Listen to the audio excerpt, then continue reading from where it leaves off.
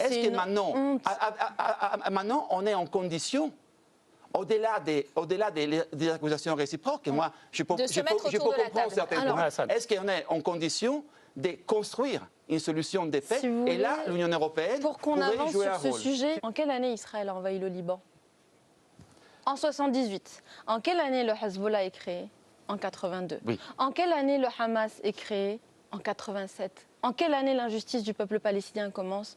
En 1948. D'accord. Donc il y a aujourd'hui une réalité, ce que ne dit pas justement mon collègue, c'est que vous avez des déclarations qui ont été publiées par des médias israéliens de Benjamin Netanyahou et de ses amis, notamment Smotrich. Smotrich, à la télé israélienne, il dit le Hamas est un allié, l'autorité palestinienne qui a embrassé la voie diplomatique est un fardeau. Donc quand vous dites que... Attendez, laissez-moi terminer. Quand vous dites que Netanyahou a gagné, il a gagné sur quoi également, exactement? Parce que Netanyahou fait partie de ceux qui ont nourri le Hamas, qui ont entretenu justement le développement du Hamas pour diviser l'autorité palestinienne. Donc ça, c'est une réalité qu'il faut resituer. Sur la paix, quel levier l'Union européenne Avant de parler de paix, il faut activer parler de justice. Moi, j'appartiens à une génération qui ne supporte pas cette langue de bois. On a besoin de justice. Pas une langue de bois. Mais je ne parle pas de vous. On a besoin de justice.